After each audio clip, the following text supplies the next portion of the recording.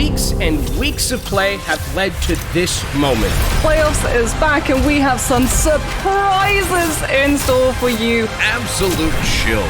Everybody so low for SRP check. Cookie! There's a reason that Cookie was touted as the best soldier in EMEA. Saints play this beautifully. Bomb sticks mid-air! You gotta have supreme confidence in yourself. There is so much to fight for, and I am stoked to see how it's going to really pan out. I love this when the fight is dire, when players recognize when they must make a play. Oh my lord! I am so damn excited. This is absolutely spicy. Only one team gets to come away from this alive. Now it's about their name. It's about their legacy. Know when to take that risk, when to bet it all. The Overwatch Contenders Summer Series playoffs continue right now.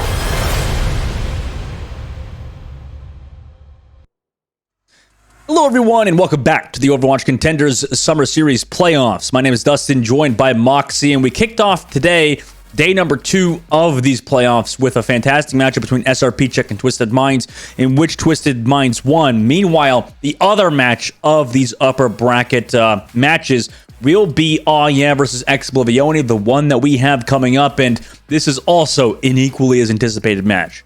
I mean, this has the potential to become a real barn burner, but Aw Yeah in the past have been beaten by Oblivione. They have been some of the teams that have been able to circumvent the stress, pressure, and I mean, we have to be honest, tilt.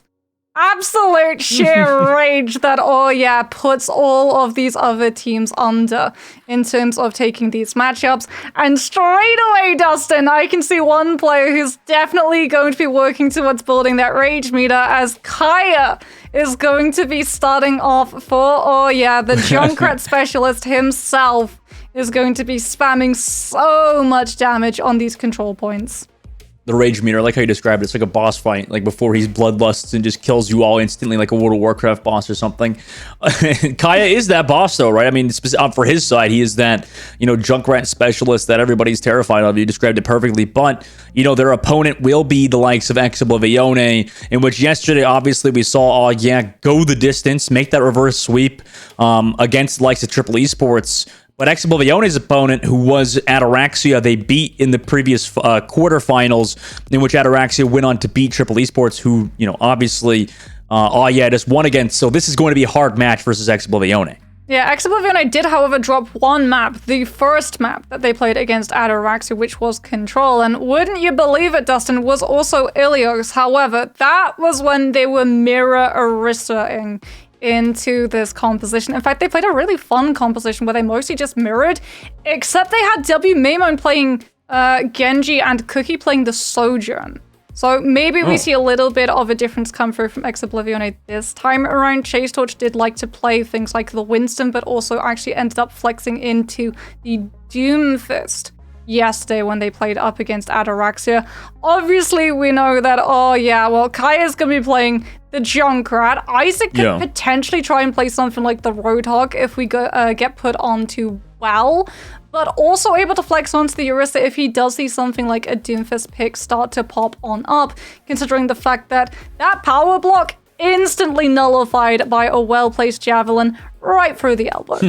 Yeah, and Isaac has been a big catalyst for Aw Yeah's success so far. Same with Kaiser. So these two have been that kind of tandem. May, Hog, or Orisa, whatever Isaac tends to play, he's been incredibly talented at. But it is Oblivione who is going against. And the first map that we will be going to is Ilios. So a bit of a mix-up from earlier where we saw a bit of Antarctic Peninsula. We'll change it up and go to a completely different scenery on this map, which has a lot of different sub-maps.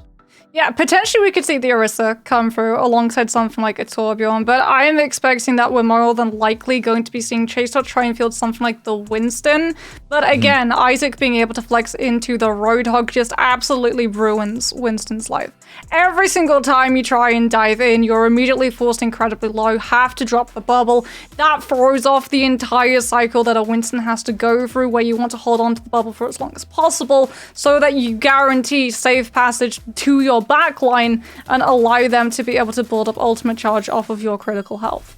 Yeah, this is going to be an interesting match indeed between these two teams. Obviously, for Oblivione's side, they still have you know, some former champions on their lineup, and also, you know, Sky has been impactful for them too, right, Mox? I mean, so far for Oblivione, not that the other flex sports have been necessarily bad, but Sky has really been a step up, I would say, in terms of European flex sports in general. He's just such a good player, obviously with his experience previously, and it's been a big crucial point for why Oblivione have been a solid team thus far. So, you know, going into this one, maybe look to mix things up versus Oblivione with Kaya. I mean, what do you think? Is that a good swap to already just start off with it? Have Kaya on the J. Raddington III versus a team like Oblivione?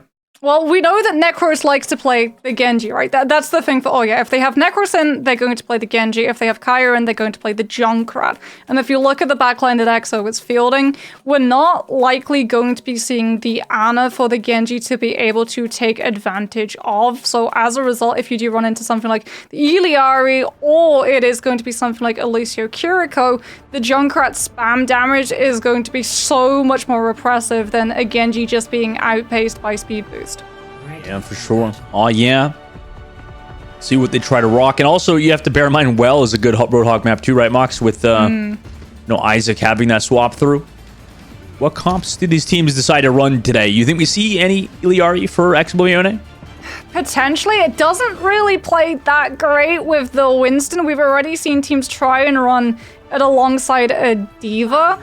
But I get why Sky is potentially teasing it. No, yeah, there we go. Ana comes through from Sky. Crispy going to be there with the Mercy Pocket for W Maimon. And unfortunately, like we said, Iliari just doesn't play well with Winston because you have to fully commit things like the pylon to that dive, and that's going to eat into the resources you have for the 1v1 yourself. As Kaya on the Junkrat starts the spam angle to keep Sky off of the high ground. Cool Boy gets deleted immediately by W Maimon, who went aggressive. Also, Kaiser's just deep in enemy territory. No more cooldowns available. Gets burned out as well. Cookie's Dynamite eventually takes out Kai as well.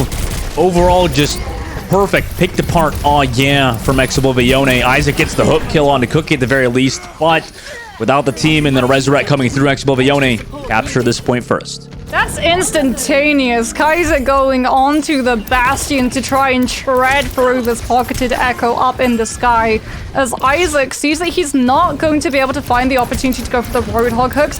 If you look at how Oblivione positioned all the way through that fight, they play so far away from the Roadhog, just mincing the team down before the Roadhog can come in with a hook onto the Echo. And as a result, Isaac has to go into the Diva to be able to defense matrix this early pressure spam, both from the Echo and the Ashe.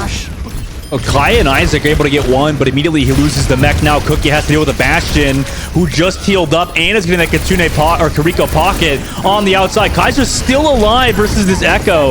Eventually, W Maimon will get the copy onto the baby Diva, so he's going into full Diva form as Kaya found Chase Torch. They're actually rotating to the point, get that cap, and Cool Boy found Crispy, though W Maimon was able to find Hot Babe. He's still out of the mech, and eventually, claim that point.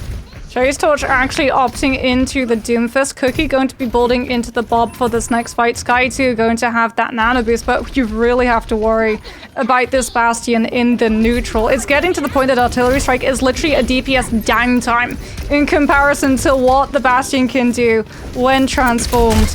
As it's going to be Chase Torch just diving onto the point, trying to provide pressure to force Oyen to taking a fight.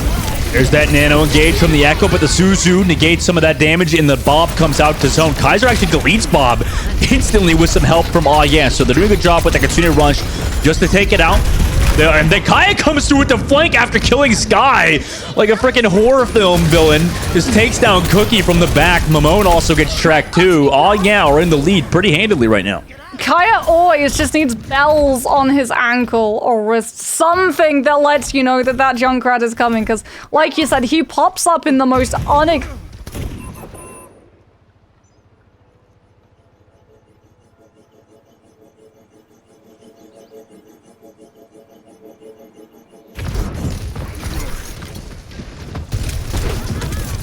Hello? Oh my god, Unfortunately, the stream has died for us, so I apologize to some casters, guys. Well, or for us casters being a terrible at our job for a temporary server maintenance, it looks like. We're back between...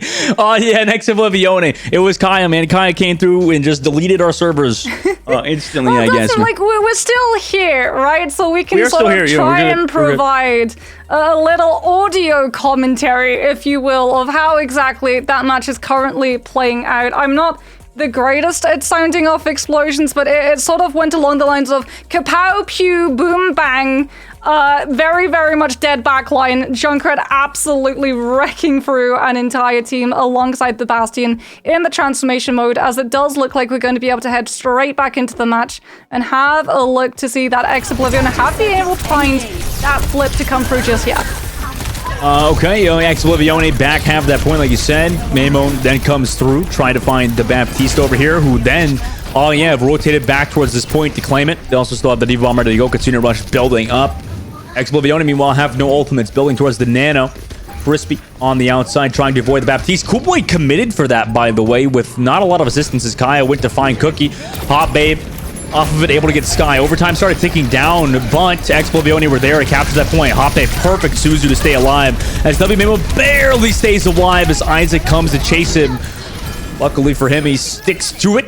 They have this objective as well, as 85% is on the board. Aya are going to have a tough recontest. Yeah, Kaiser off of the Bastion back onto that mate. Does have the Blizzard for this next fight, but are they going to be able to actually cap onto the point to use it? Isaac now onto the Doomfist, trying to touch Kitsune, which invested. So Cookie gets the shooting gallery. No one looks at the soldier, and they're too occupied trying to get on top of the point in time, Dustin. And it's an absolute train wreck. Yeah, that was a tough one. Usually it's about that 85%. In terms of the percentages on the board, it's so hard to get recontest, no matter what you're playing, right? Drop round number 1. Oh yeah, dropping round number 1, but it was incredibly close in terms of the scoreboard. If Oya had the time to properly be able to use that Blizzard and combo off of the Kitsune Rush, they probably would have been able to sustain through the overclock. But as it is, they're not able to. Cookie, entirely uncontested, just gets to hit the ultimate and just absolutely wreck every single health bar available for Oya. But now we move on to Ruins, and this is where we're going to see a little bit of the composition change up. Iliari comes in for Crispy to play alongside Chase Torch, and on the other end, not going to be running her. Hot Babe going to be playing for the Kiriko to try and go for those oppressive off angles. You get a little bit more mobility with the shift, but Crispy gets such more of an aggressive hold with the pylon to be able to back him up. Yeah, nice pick there from Memo. He lost his turret, but still got the kill onto Kaya. Across the map. Meanwhile, those pylons in a great position, as well as the heals from Crispy. Nice shots from him, too. Immediately takes him on. We were talking about Crispy before the series started, and he's obviously showing out. 2 kills for him on the new support hero as they claim this objective first. We're going to see the problem as well is when you have to run this Orisa composition and you don't have that Lucio. As a result, when you're trying to disengage from things like the Sojourn and Iliari, you take so much exit damage on your tank in those rotations, and Orisa's hitbox is the absolute size of a mountain in comparison to all of those other squishies. It's so easy for the Sojourn and Iliari to be able to just burst her down. Yeah, they're just sitting on these off angles, kind of playing for themselves. Meanwhile, Isaac goes to the right side. Nice. Anti-grenade comes through from Coolboy, but they still lose Kaya first. WM mode again. Another pick off from him. Isaac gets poked out too. Needs some heals desperately, as eventually he gets tracked down by Cookie on the front line. Also, Immortality failed to sustain versus this Bastion. It's a lot of damage output by Kaiser, but not enough to give them this fight win. Yeah, really trying to pressure that damage output. They've got Hot Babe on the Zenyatta for the Orb of Discord to try to work around the burst potential that's up for the Sojourn and the Iliari on Exo's side. Isaac now even going onto the Roadhog since he isn't playing into an Ana and doesn't have to worry about the anti. And he tries to find the hook onto Exo, who were playing aggressively forward with their Sojourn, but doesn't manage to land it. And as a result, Cookie's overclock is going to be crucial for this defense. Kaya poked down again and gets picked off. Trade 1-for-1 though. On the backside, artillery strike comes through, does not find necessarily any direct value. Also an ultimate committed by Crispy. Immediately Transcendence by Hot Babe, who has the nano, so he loses a bit of it. Amp Matrix on the backside with this overclock enables them to just zone out. Oh yeah, as they use just both support ultimates there to pretty much no effect, unfortunately. Kaiser will go down, so will Hot Babe. 90% now on the board for Oblivione. They drop the Molten Core towards the point, just the zone. 95% now on the board for them. Isaac, somebody's got a touch here for the likes of but they don't even do it. Oblivione win Ilios. From one extreme to immediately the other. 99 to 99 on Lighthouse. 100 to 0 on Ruins. That Sojourn, that Iliari, just entirely uncontested all throughout the match. In fact, this entire fight, this dynamic between Cookie and the members of that's the entire dynamic on the map after. Yeah, it's, leading off of that for we had kind of a Men in Black flash moment, honestly, during the first round, but, on specifically Ruins, it was, like you said, just so tough to uproot that Iliari, the Torbjorn on the right side, as well as Cookie, like you said, just constantly putting in pressure on the Sojourn. And we've known Cookie to be such a great Sojourn player throughout, a lot of these patch changes. We've seen people, like you saw Kaiser playing the Bastion, Torbjorn. We've seen some of those characters come through, but he's still been such a mainstay on a character that really wasn't touched. That's Sojourn in EU, hands down. In fact, the only person I would say who comes close in the NA region is Tree on a good day in terms of being able to out Sojourn Cookie. He is absolutely monstrous at the hero, and they're taking full advantage of the fact that Orisa, even with those new Fortify changes, if you have to use Fortify literally just to start off a fight and engage into it super early, the second that that's off cooldown, you can get absolutely shredded by both the Sojourn and the Iliari working together, because the Iliari, she finds headshot damage as well. So there's so much more pressure, and then that has the domino effects because you're never really getting to play alongside the space created by your tank. That the Bastion doesn't have that room to be able to just pop around those corners and try and burst down these players of EXO. Neither does your Torbjorn or Junkrat be able to find the space. In fact, the entire time we saw Kaya's Junkrat, we never really got to see him bolt into a tire, because he doesn't get to find those spam angles that he's usually able to look for, because EXO have literally just gotten the duct tape and cordoned off the entire map that the team has to play with. And speaking of maps, the next one that we'll be going to is going to be Eichenwalde for that number 2. Obviously, have chosen that. Loser picks. So this is going to be the next one for the likes of, maybe they could look to change things up. And also, we might see a potential substitute come through. But also, with Iliari, Moxie specifically, it feels like some of these players are still figuring her out. As you saw, like Crispy was pretty solid at it.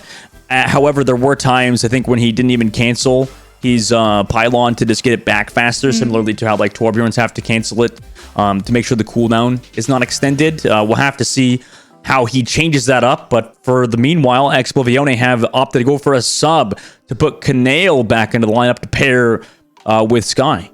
Yeah, Canale coming through. Sky also going to be able to flex. Both of these two able to flex as well. We talked last season about these teams and having multiple support heroes who can go for those flexes. Really is a golden ticket, and it cannot be understated at the moment. Having players who are able to play double flex supports for your backline is absolutely monumental in this current meta, because the Baptiste Iliari synergy, it's so strong. But we've already seen that, what they try and do is they force these teams outside of their comfort picks into, trying to play the counter strategy. So if you have two players who are incredibly flexible on your backline, surprise, you can actually flex to different things to be able to match them. Speaking about flexing different things to match, is going to be grabbing Necros back into their lineup, so they're going to be playing that Genji. Yep, Necro's back in the lineup. We'll have to see, how he does. Obviously, yesterday, I think that towards the end of that series, he started to, pop off a little more. I think we talked to, was it Cool Boy yesterday? Or was it Hot Babe? Abs recently on the interview, and he was talking about, how it was Hoppe. I mean, he was talking about how, they didn't really figure out what to play just yet. They've been kind of figuring things out through ranked. And, Necros was popping off of the Genji, like you said, just such a mechanically skilled player on that hero specifically. So maybe they're looking to lean towards that for this series as well, to mix it up from where Kaya was just playing the Jay Reddington. Yeah, it's either going to work out really well for them or it's going to be read by Oblivione. And W Maimon, one of his absolute favorite TFS heroes to play is Sombra. And we saw yesterday, even with the changes onto Sombra, when Sharp flexed onto that Sombra and just went for the hacks onto Necros, and he didn't get any support from Isaac, who was playing the front line rather than diving alongside that Genji and giving him that distraction focal point for the Sombra to turn her attention onto. The Genji straight up did not have a good time. 16 deaths on Eichenwalde. There's no easy way of saying it. Yes, he started really picking it up and popping off towards the tail end of the series, but it took a while to find his footing in the matchup. Yeah, and I think also on that matchup too, map number 1 was a bit closer, but we'll have to see, maybe the swap of Necros coming in is arguably better. Obviously Triple Esports, after losing to unfortunately lost as well. So we're now out of the tournament. Sharp, former Overwatch League, former Atlanta Reign, has to go back to the drawing board as well. I mean, I usually don't have any biases, Moxie, but I feel like I have a bit of a soft spot for, former teammates and stuff. Dropping out the tournament already. Not that this matchup has anything to do with that at all. Still moving forward. And Oblivione have had their own kind of reign as well. As now it's Twisted Minds is kind of time to take that ground. They're still kind of deciding what to play on their attacking side. Oh yeah, have very much decided what they're going to play though, and in very typical team fashion, it is curving away from the meta. There's the Genji that we expected, but instead of playing the Orisa, Isaac is actually going to be playing the Junker Queen. So if Oblivione try and play super quickly and aggressively, the Junker Queen does have self-sustainability to her name to be able to withstand that pressure. And Kanale now playing that Yari. Kaiser on the right side already has to use that wall to zone out the back, while Chase Torch looks to play aggressive on the flank. Maimon just shutting down the flank of Hot Babe as well. They got a little bit of shout from Isaac, who's also inside that angle, but no presence toward the point results in Skyrippa finding Necros early on. And Kanale combines for Cool Boy, so the back line of Oblivione double flex, like you talked about, Moxie, already maximum value here. Yeah, this is really going to be tough for this Genji pick, because who'd you dive? You still don't have the Diva, it's the Junker Queen to try and just provide any form of anchor on the front line if Exo decides to press W. And Necros can try and go for Kanale, but you're just going to get concussed out by the shift, and you can't go for the Baptiste because Immortality Field and the Pap Jump and the shift are going to be available. The Sojin's simply going to be able to power slide from you. There's no way you chase down a lone Orisa because the Fortify is just so detrimental for a Genji to have to burst through. And instead you're going to have to rely on things like these anti-nades to set you up alongside Hot Babe going onto the Zen for the Discord. Chase Torch just forces back Isaac temporarily, but perfectly called. I mean, this backline has so much self-sustain. It'll be hard for Necros to get a lot of value. Isaac building towards that Rampage, but no ultimates available for them just yet, so they have to just deal with this cookie shot and also amplified it through. So immediately Isaac gets removed. Necros will take W Maimon, who went aggressive on that flank. Kanale's also there. Has some heals from his own shots. Oh my god. Amazing pylon into Immortality Field from those support duo of Kai and Kanale, who are pretty much playing like an aggressive DPS duo at this point. Yeah, and now you're going to have Captive Sun. You can combine it up either with Molten Core or Terror Surge. Necros is going to be trying to look for an angle on this blade. Nano Boost is going to be available, but Dustin, you can even use it to just counter the Genji mobility as they see Necros and immediately hit him with the Captive Sun. The slow just makes the Genji such an easy target, and Kanale takes him out. Yeah, and Molten Core towards that payload, as is the Blizzard. Kaiser's trying to bring things back. He's able to find Sky off of that inside angle as well. W comes through. Aggressive play. Now has to deal with this Junker Queen. Got hit by the Rampage. Eventually be tracked down by Necros, who then dives immediately into Cookie. They get stopped for now. Okay, this is absolutely huge because Oya were able to stop EXO simply investing the Blizzard and the Rampage. They're still holding on to the Transcendence to be able to just body through Cookie's overclock. Coolboy's still going to have the nano boost, loving the change as well. Isaac going on to the Diva, anticipating Sojourn ultimate and seeing as well the swap for Maimon onto that Tracer to try and pressure Hot Babe into using the Transcendence early. Nano Blade comes out from Necros, dives towards the Baptiste, will find it as Canale got found earlier by Coolboy, also gets Cookie. That's a team wipe for all yeah. Really good play coming through from Oh Yeah. When you're playing up against a composition that wants to be static, you always want to play proactive before they've been able to set the angle up. And W Maimon thought about going for Tracer to try to apply that pressure on the backline. Sees, however, that Necros alongside Isaac swapping onto that Diva is going to be getting a lot more preemptively aggressive on the backline and swaps onto the Tourbillon to be able to counter the pressure early on. They're kind of stuck on this inside room. Amo going to the high ground though. Had to give an ability to do so and get over there quickly.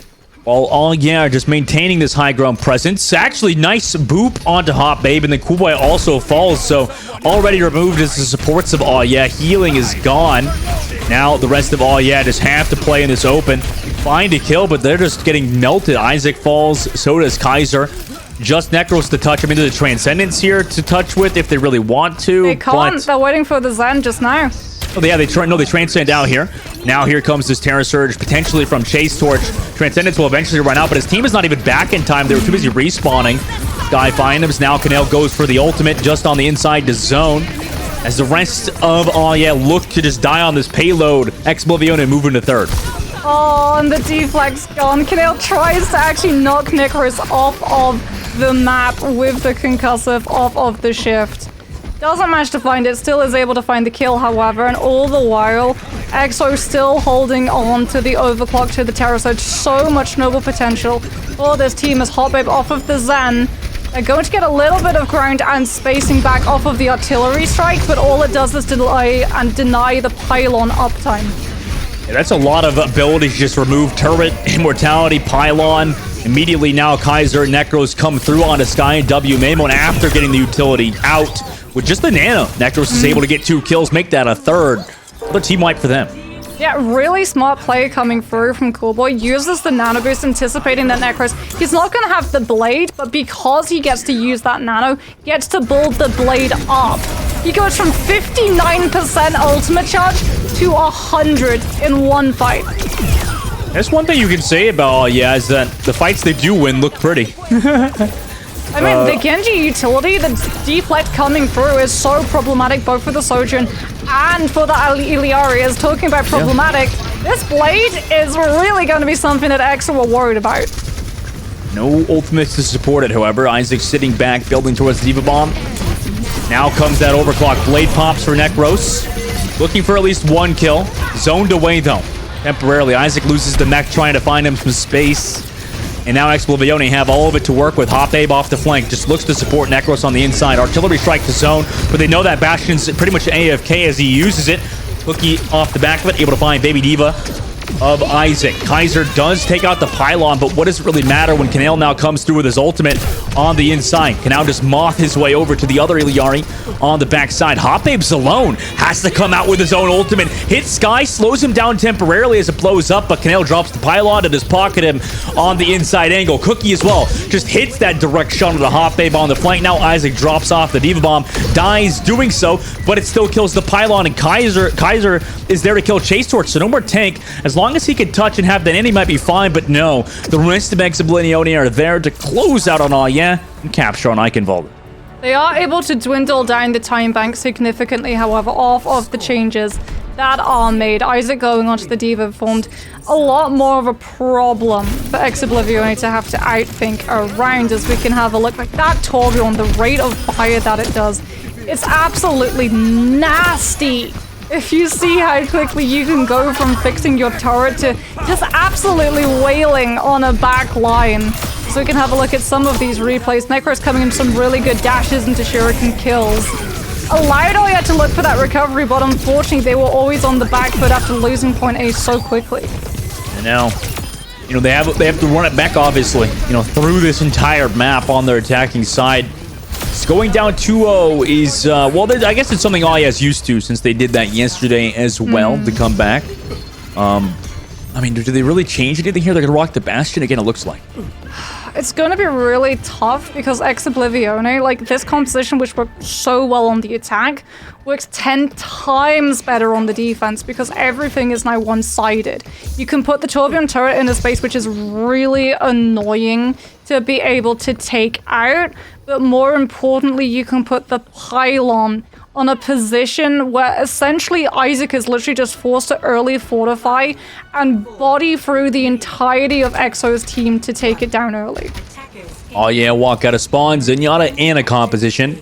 Meanwhile, Baptiste Yari again for Oblivione's side with the Sojourn and Torbjorn to pressure Aya as they walk in without speed.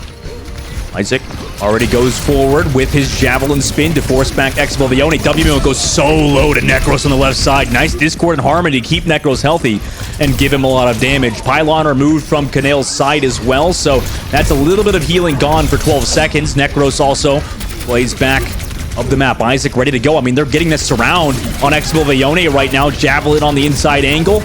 And Necros is there with the flank as well. Pylon gets removed again. So yes, they are working their way towards this point. Oh yeah, still relatively healthy, building up towards those ultimates as well, faster than Oblivione are. Turret removed as well. Already 2 ticks given for Oh yeah's side. They built up the Nano Boost. Chase Torch comes back through, but who do they use the Nano on? Cookie is able to find Hot Babe. They're trying to use it on the Genji, but aren't able to get it off. Now Necros has to go for Cookie, who has gotten 2 already. Make that 3, and then Canale comes back in with a huge ultimate. Terra Surge desperately has to be popped, but Cookie is absolutely killing everybody of Oh yeah's side. Javelin just to shut him out. Isaac does so, and then on the Chase Torch. It was so back and forth, but Oh yeah still comes out on top. New Fortify health. Isaac lives with an absolute sliver.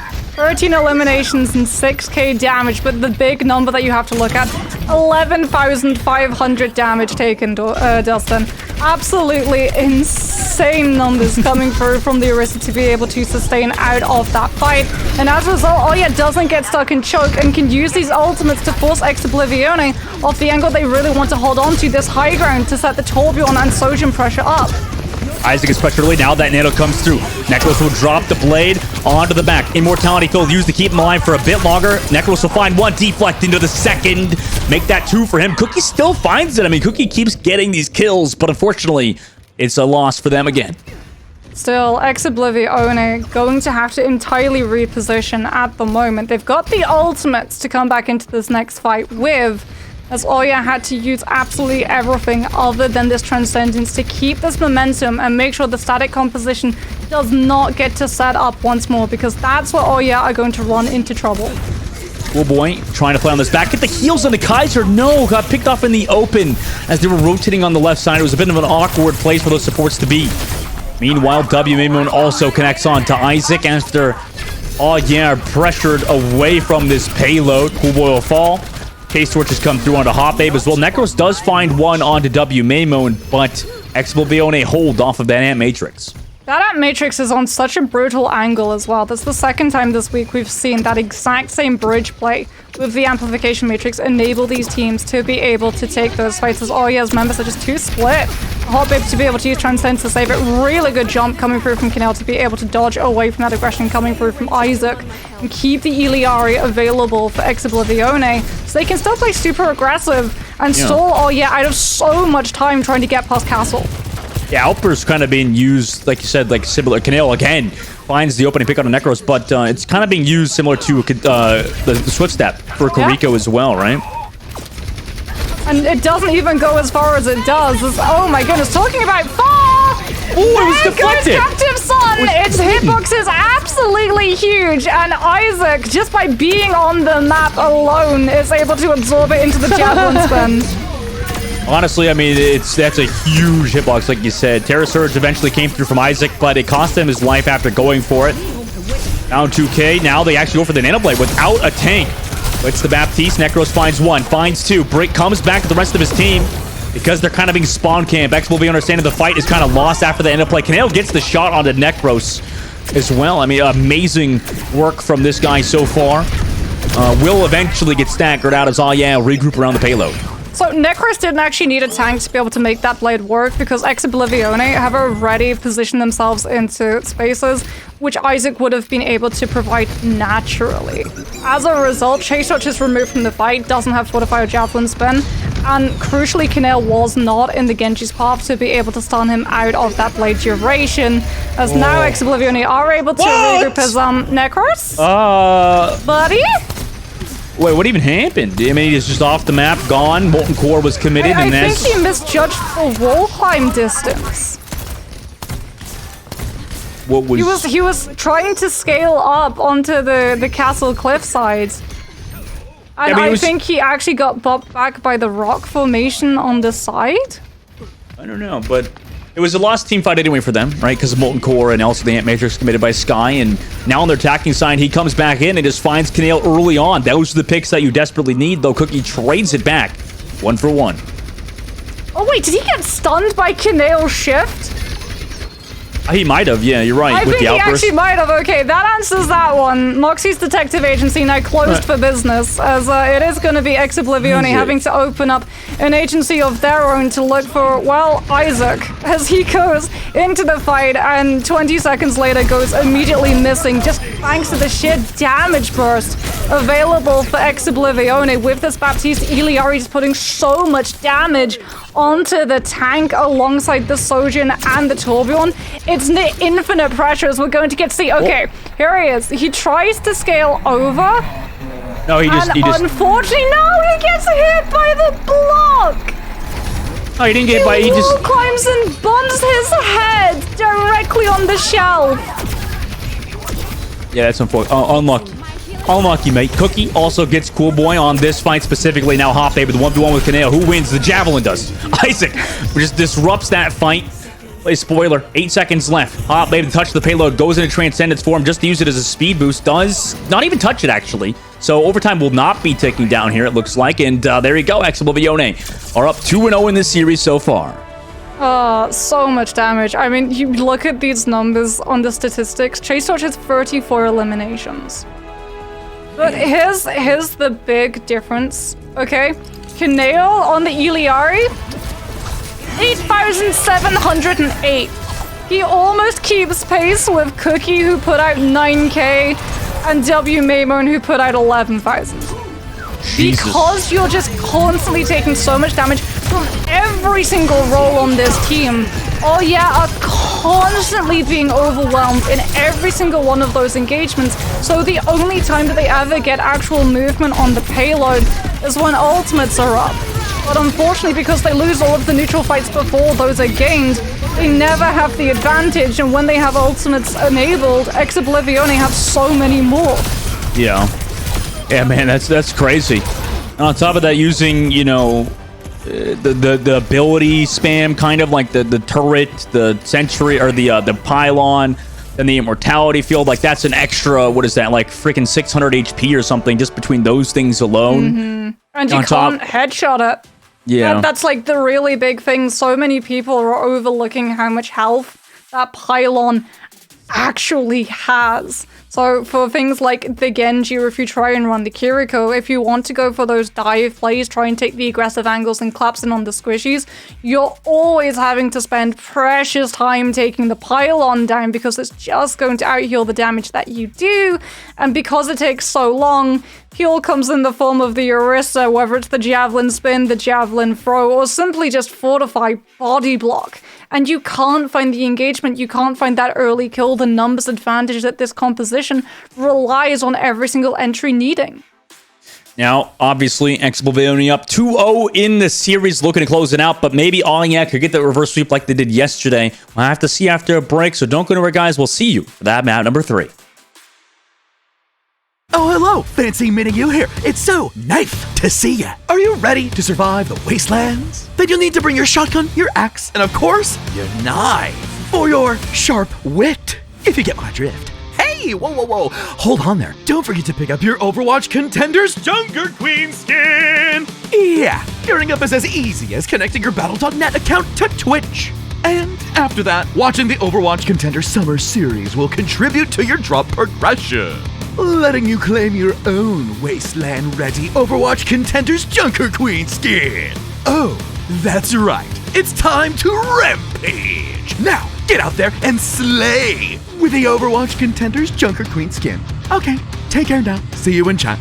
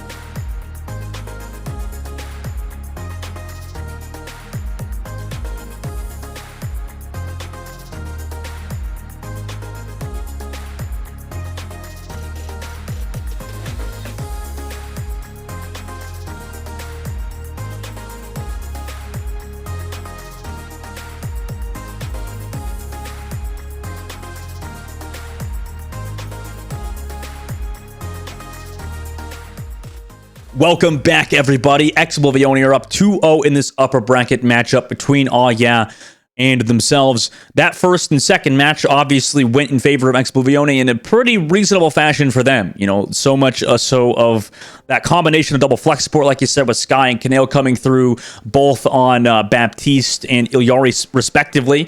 Now going into the next map, which is Watchpoint Gibraltar, do you think Aw Yeah have to make any adjustments leading into this one?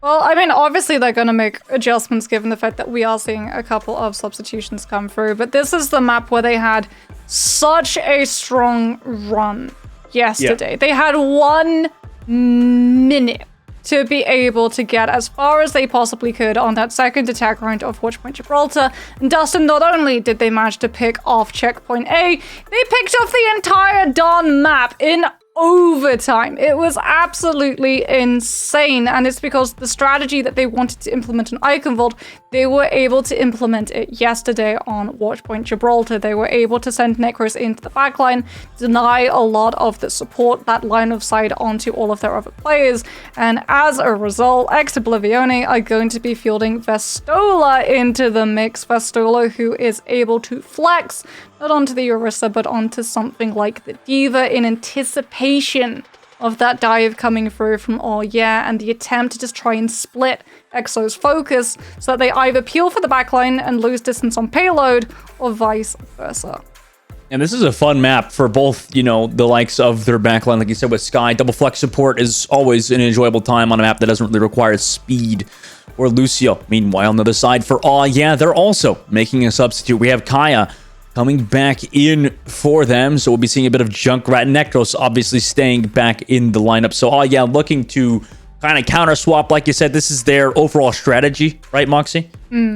Yeah, so W Maimon could potentially be playing something to circumvent that strategy, right? As long as you play something along the lines of the Tracer, you can make sure that you still keep that pressure of the payload, but Tracer with her blinks and the recall, the ability to be able to maneuver herself around those health packs as well, relies far less on the supports having constant line of sight on you, and it means that the supports can focus instead on keeping the tank alive to be able to go for those anti-dive peel strategies.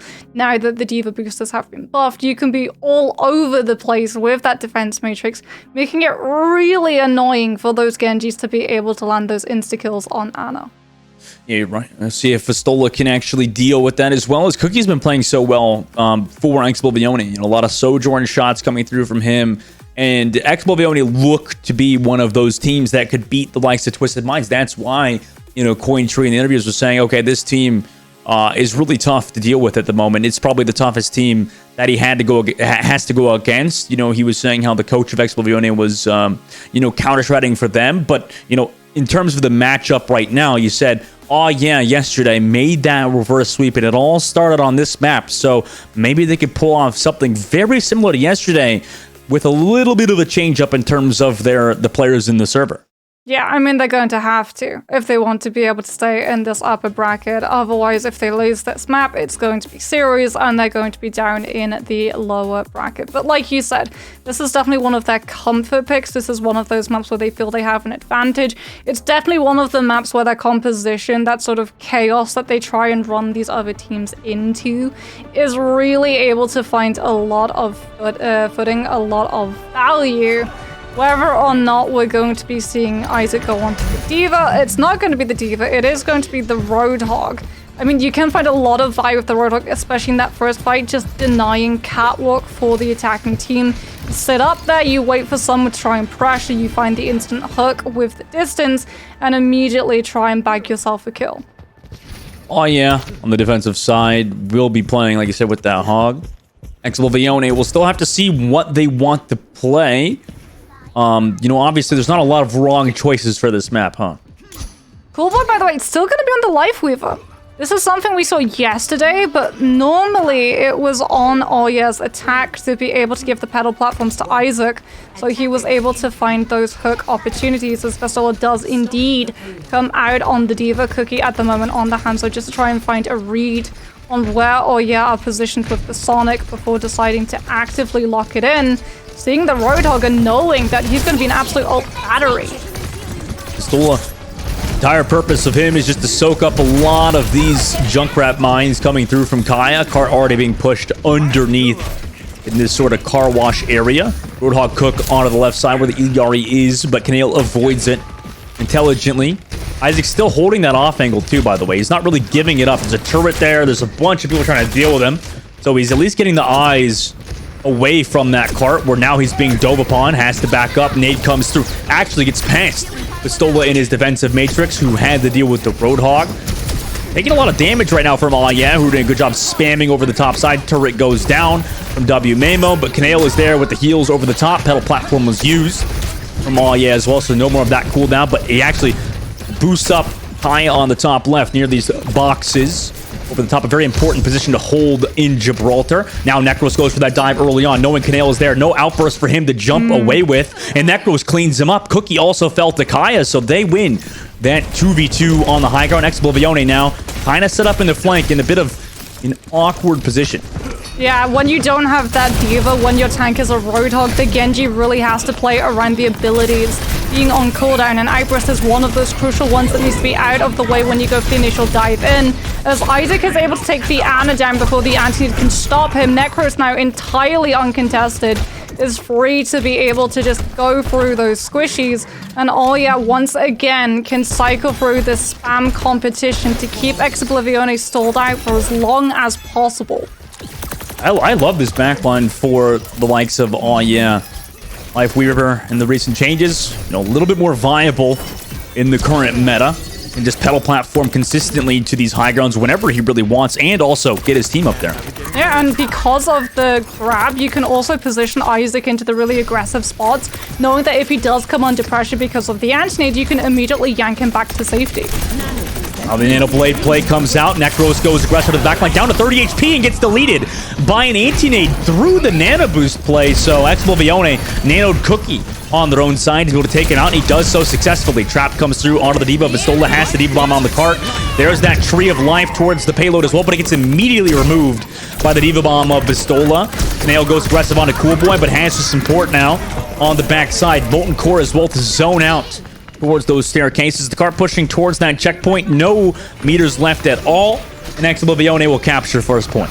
Oh yeah, backing off of that high ground angle as well. The Sonic from Cookie rooting out that position, but they're still going to lose Cool Boy. You can life grab your teammates, but unfortunately you can't get life grabbed, and now these staggers could be absolutely brutal.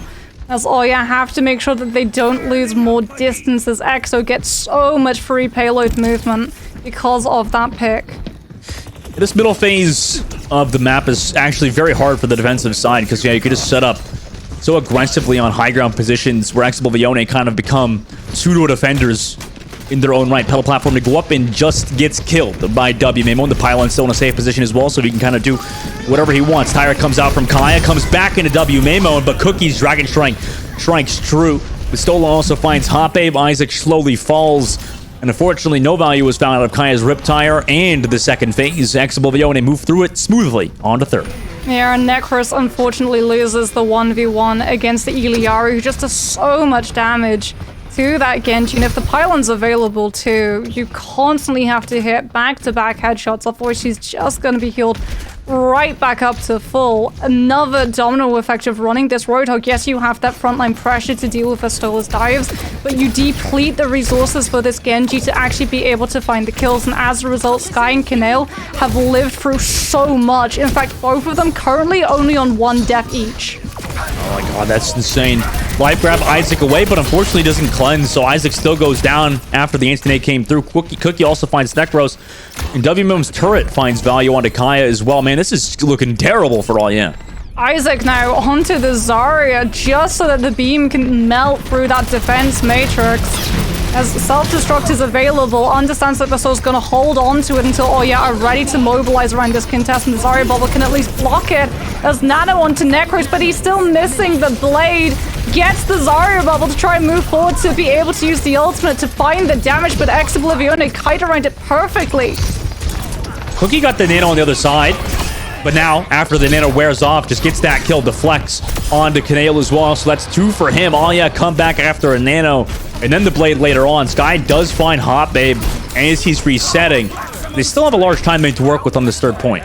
Got so many ultimates as well, and unfortunately Isaac swapping onto the Zarya, like, you will have the bubble, you will at least be able to cleanse 2 players of Captive Son, but Oblivione are going to know this, and they're going to try and bait those bubbles before the Iliari throws in the ult. Oblivione set up W Mimon on the high ground, going to the top stairs to put his turret down, and also just poke where Isaac's just trying to build up charge at the first corner. Make sure that his team has presence here. They have no ultimates really besides the Tree of Life here. Here comes the ultimates from Oblivione. 3 ultimates used immediately. Life grab away, but it's into a Molten Core.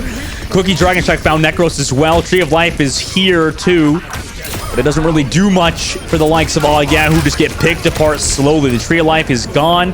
Everybody in Alya is removed. They do have close spawns at the very least. Bubble onto Necros is here. Eventually wears off though. 2 bubbles and a deflect. Also the Suzu, but nobody even touches, unfortunately, for Oblivione capture Gibraltar on their attack side. And the bubble had to be used by Necros, who with the Genji dash would have been able to touch onto the payload, as opposed to the Zarya, who with the bubble wouldn't have had the movement to actually be able to keep it contested. But that has the knock-on impact of meaning that the Zarya has to play out of range of the primary being able to build that last little bit of percentage needed for Graviton. And as a result, when the bubbles are gone and the Genji has to back off, Oya have nothing to be able to come back into the fight with. That was brutal. Oblivione did a great job overall. I mean, a tough defensive side. First point was going well for them, but it just all fell apart, huh? After that second and third. It was the stagger pick onto Coolboy when they lost that Lifeweaver and they had to just allow Oblivione all of the control of the high ground.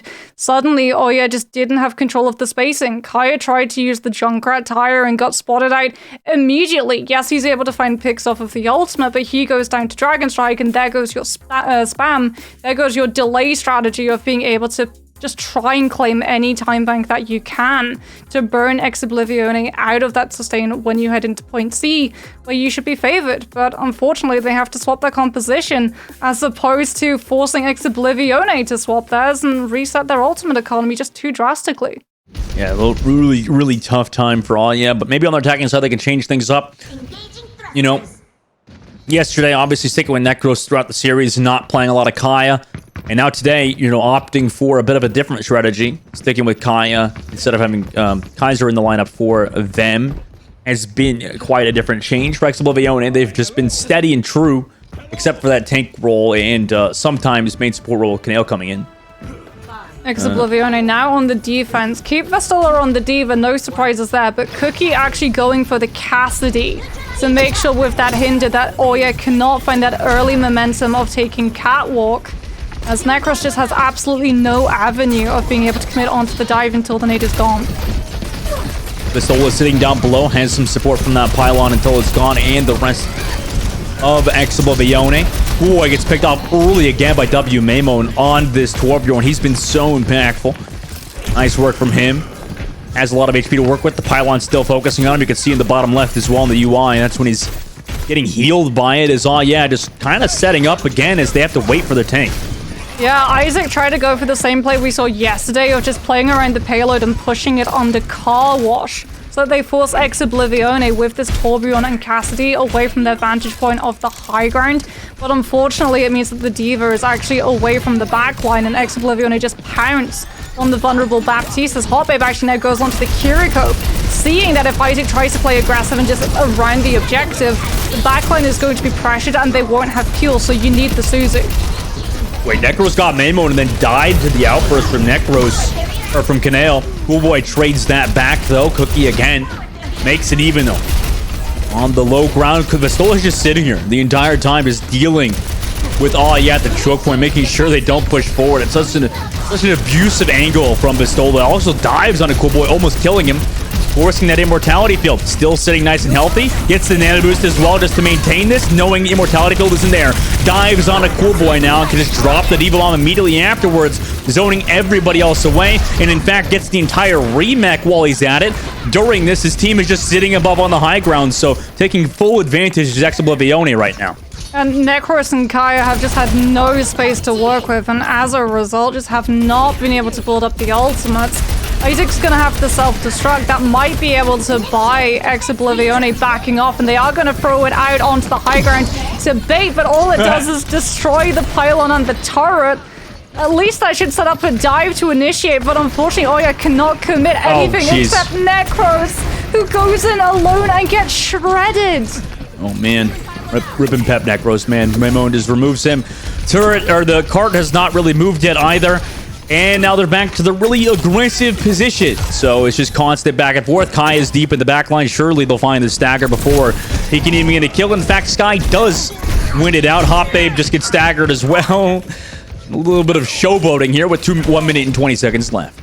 Canale's going to have the captive son. Isaac now swapping on to the near unkillable Orisa alongside that javelin spin to try and matrix out. Sees that the javelin spins had to be invested early, however, as the Ant Matrix does by Exo backing off.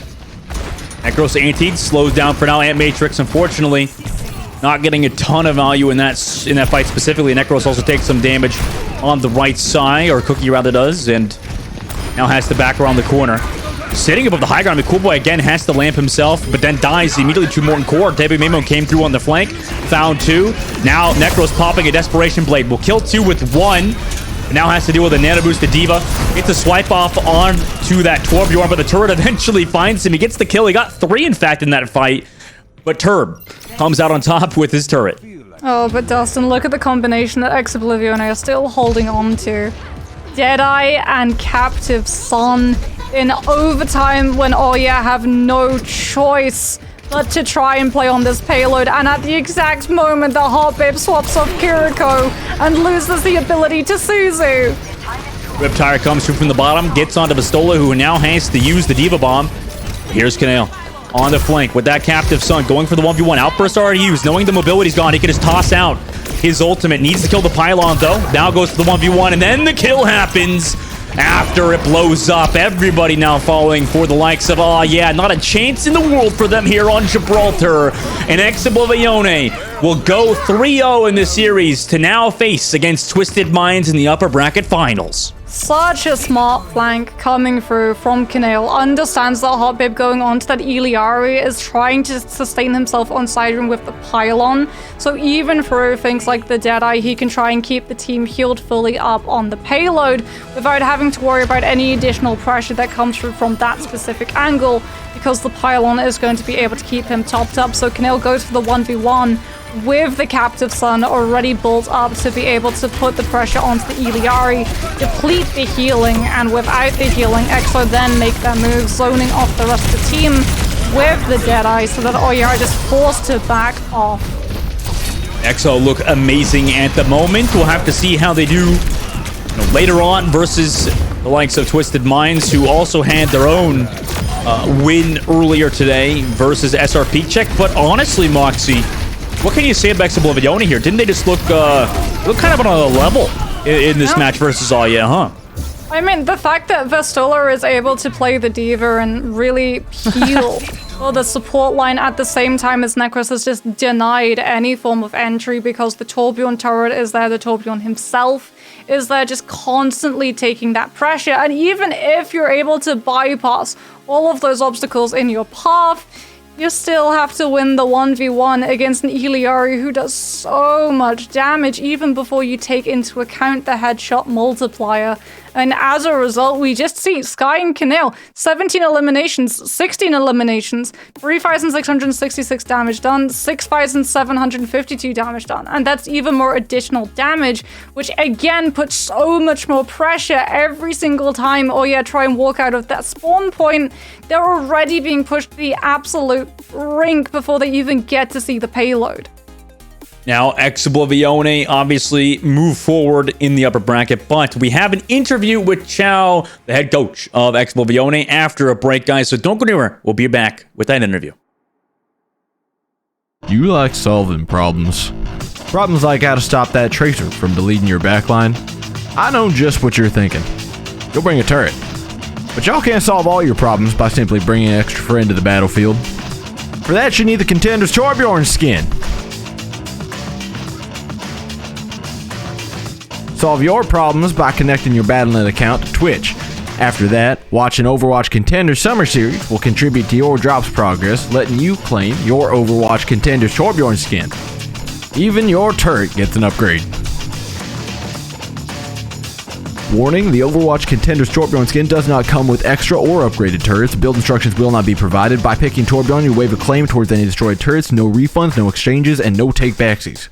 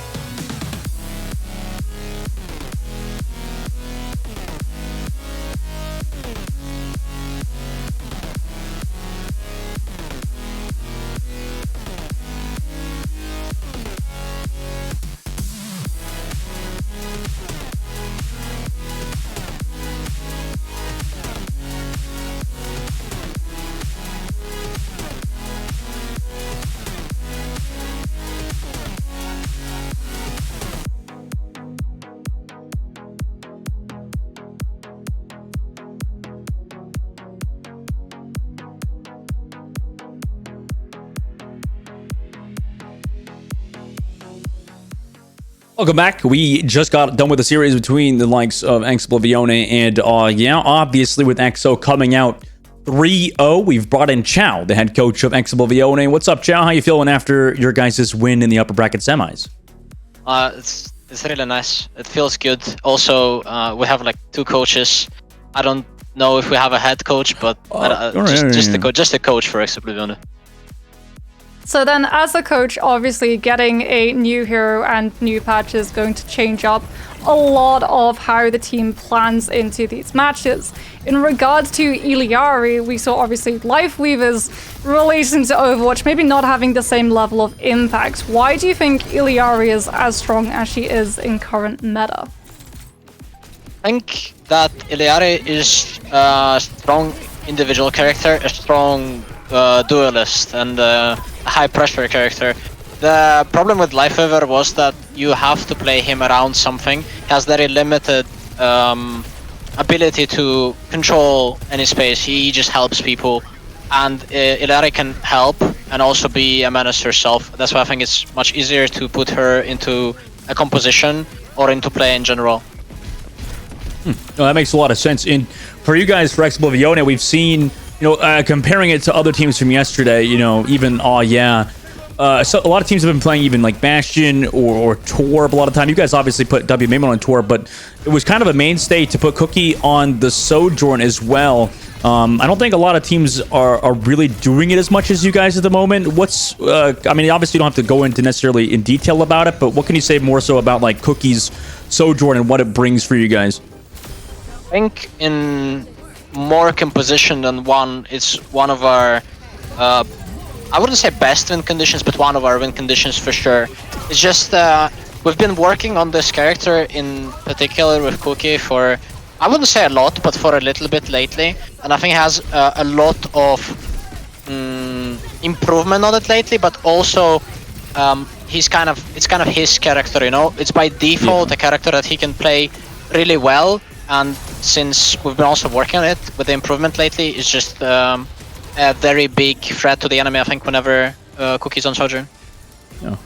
And talking to, they always sort of talk about the fact that they're a team that like to force a lot of these teams off of the meta picks. Obviously, that's going to have a significant influence in how you sort of coach the team in approaching these matchups. Do you find anything different about what you tell the team in regards to taking on in maybe in perspective of someone like the other teams that play towards the meta?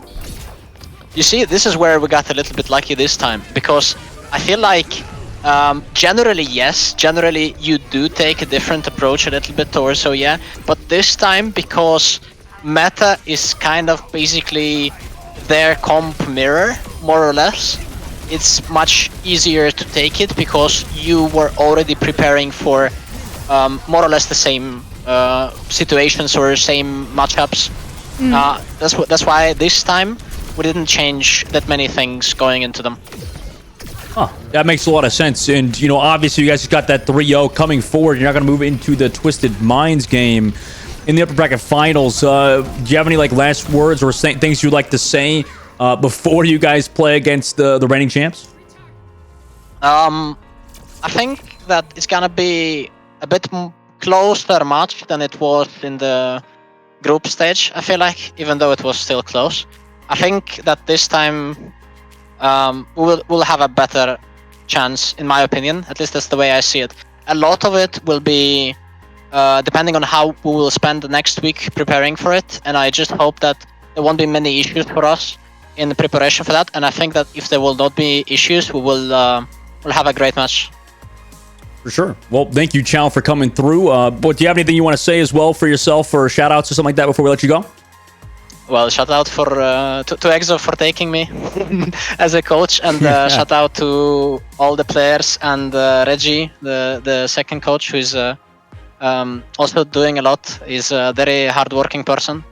Every player on our team, also everyone who is supporting me and our team. Yeah, and thank you for the interview. Appreciate it. We'll have to see you later, right? Yeah. All right. Chow, one of the coaches for the likes of Oblivione. Obviously, Reggie, another one for them. And this team, looking strong at the moment, potentially a contender versus the likes of Twisted Minds. But Moxie, we have one more series today for the audience. It's going to be Team Peps coming up, guys, versus, the team we just saw obviously had a little bit of a rough showing versus Oblivione, but they have a chance to redeem themselves in those lower brackets in just a bit. I mean, I'm just looking forward to seeing what Team Peps are going to come out with, because we saw Team Peps when they went up against SRP Czech on that first day of playoffs.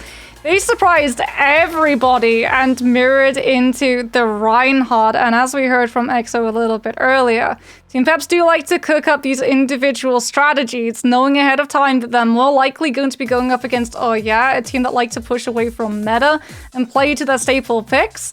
Maybe we see Team Peps also go for a little bit of a different counter strategy against this specific team. Either way, this matchup, so much is on the line. It's going to be incredibly spicy.